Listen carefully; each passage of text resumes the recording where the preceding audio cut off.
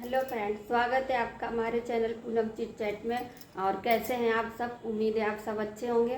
और मैं आपको ये बताने जा रही हूँ कि मैंने अपना एक नया चैनल जीवन के रंग पूनम के संग बनाया है और उसका लिंक मैंने डिस्क्रिप्शन बॉक्स में डाल दिया है, तो आप उसको वहाँ से लेके क्लिक करिए और सब्सक्राइब कीजिए और मेरा हौसला बढ़ाइए। उसमें मैं आपको कुछ नए अंदाज में दिखूंगी, बहुत सी चीज़ें आपको सीखने को भी उसमें मिलेंगी। काफ़ी चीज़ें मैंने थोड़ा नए अंदाज में बदल के भी दिया है, कई रेसिपियाँ अचार वगैरह की भी डाली है और कई एक इवनिंग वगैरह के ब्लॉग्स डाल रहे हैं। आप उसको देखिएगा, कुछ नए तरीके से है वो, और हमारी हिम्मत बढ़ाइएगा। और अब कर लेते हैं कुछ काम की बातें ना। हम सभी चाहते हैं हमारे घर में लक्ष्मी आए, बरकत आए, तो उसके लिए मैं आपको कुछ उपाय बताती हूँ। आप उन उपायों को करिएगा और देखिएगा आपके घर में लक्ष्मी बरकत सब कुछ आएगा। बस थोड़ा सा ध्यान देने की ज़रूरत है। तो सबसे पहली बात यह है कि कभी भी किसी का हमें दिल नहीं दुखाना है। किसी भी इंसान से ऐसा कुछ भी नहीं बोलना है जो कि उसको ज़रा सा भी कष्ट हो या उसके दिल को कोई भी हम दुख पहुँचाएँ। तो अगर उसका दिल दुखा तो ईश्वर को भी अच्छा नहीं लगेगा। और दूसरी बात यह है कि हमें अपने पितरों का सम्मान करना है। जब पितर पक्ष आते हैं तो हमारे जो भी पितर हैं उन सब के लिए हमें जो कुछ भी उनका समय तिथि होती है उस पर हमें उनका पूजा पाठ जो कुछ किया जाता है समय से करना है। अगर हमें उनकी तिथि दिन नहीं याद है तो अमावस में लास्ट में हम उनके नाम से ब्राह्मण भोज करा सकते हैं, कन्या भोज करा सकते हैं। जैसी आपकी श्रद्धा हो, अपनी श्रद्धा के हिसाब से आप कुछ भी करिए और जो नियम है श्राद्ध के वो करिए। श्राद्ध जरूर करना चाहिए। और उसके बाद अपने किचन को बिल्कुल साफ सुथरा रखिए।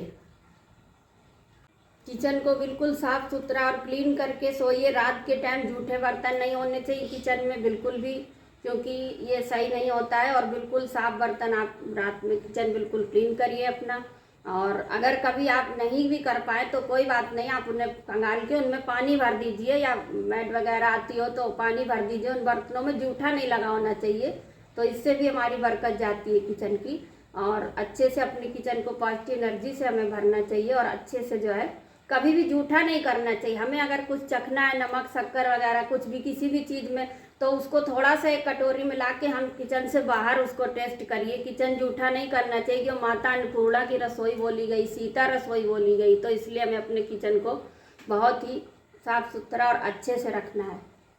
तो और बस एक उपाय और मैं बताऊंगी कि वीडियो बहुत लंबा हो जाएगा, मुझे ज़्यादा लंबा नहीं बनाना है, बहुत लंबा आप भी बोर होंगे। इसलिए एक आटे का मैं उपाय बताती हूँ कि जब आप आटा पिसवाइए तो कोशिश आप ये करिए कि आप शनिवार के दिन आटा पिसवाइए। और अगर थोड़े से उसमें काले चने आप डाल दीजिए थोड़े से उसी आटे में, तो बहुत अच्छा होगा। और आप पिसवाइए। उसके बाद जब आटा आपका पिस के आ जाए तो जिस बर्तन में आपको आटा रखना हो उसमें आप तुलसी जी की थोड़ी सी पत्तियाँ 5 या 7 तोड़ करके उनको रख दीजिए और फिर उसमें आटा आप भर दीजिए। वो आटा आपका पूरा प्रसाद बन जाएगा और उस आटे का भोग एक तरह से आपने लगा दिया भगवान को। और बहुत ही जो कोई भी खाएगा प्रसन्न रहेगा, खुश रहेगा। वो एक तरह से वो भगवान का प्रसाद ही ग्रहण करेगा।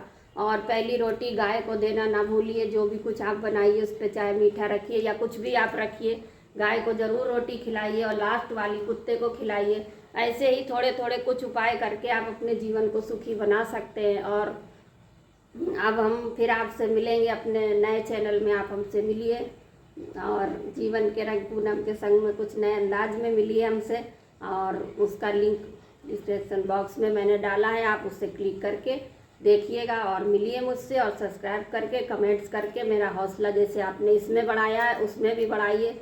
और फिर मिलेंगे हम आपसे, अब उसी में मिलेंगे, उसी चैनल में मिलिए हमसे। और मेरा हौसला जैसे इसमें कमेंट्स करते हैं उसमें भी बढ़ाइए।